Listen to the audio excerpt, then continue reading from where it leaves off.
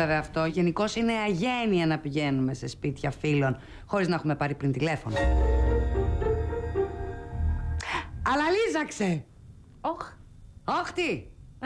Κι εγώ χωρίς τηλέφωνο ήρθα. Μην ακουβλακείς, το σπίτι μας είναι πάντα ανοιχτό στους φίλους μας. Όποτε θέλετε θα έρχεστε. Βέβαια, είμαι πάρα πολύ σίγουρη ότι είχες πολύ σημαντικό λόγο που ήρθες εδώ σήμερα. Όχι σαν και εμάς που περάσαμε έτσι άσχετες. Η Ιρία φτιάχνει ένα παιδικό δωμάτιο και ήρθε να ζητήσει τη γνώμη του Φώτη για τα έπιπλα. Του Φώτη. Ναι, εκτιμώ πολύ την άποψή του. Ναι, βρε κορίτσι μου, αλλά ένα παιδικό δωμάτιο δεν είναι λίγο προσωπική υπόθεση? Ας πούμε, με κάποιον άντρα δεν θα το κάνεις το παιδί? Ναι, έτσι συνηθίζεται.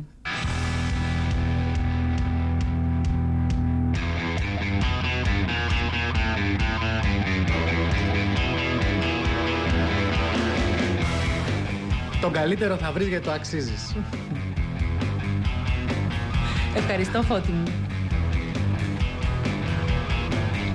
Ναι, βέβαια. Όταν θα βρεις αυτόν που αξίζεις, φαντάζομαι ότι δεν θα χαρεί ιδιαίτερα να δει ότι το γούστο στο παιδικό δωμάτιο είναι κάποιου άλλου άντρα.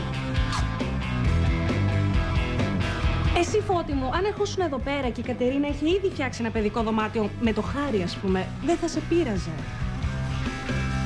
Έχουν δίκιο, θα με πείραζε. Ναι, αλλά ο Χάρης είναι ο πρώην σου. Εμείς είμαστε φίλοι, δεν είναι το ίδιο. Ναι. Βέβαια, το να φτιάξεις παιδικό δωμάτιο είναι διαδικασία ζευγαριού.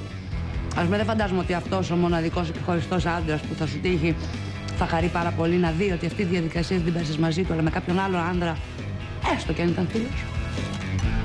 Δεν το είχα σκεφτεί αυτό. Μπορεί να έχετε δίκιο. Πες τι έβεσαι, Ρία μου, αφού είσαι φίλη του Φώτη, είσαι μέλος της παρέας και εμείς τους προσέχουμε τους φίλους μας. Άντε, παιδιά, να φτιάξουμε ένα καφέ, γιατί με πιάσε μια κούραση. Πάω εγώ.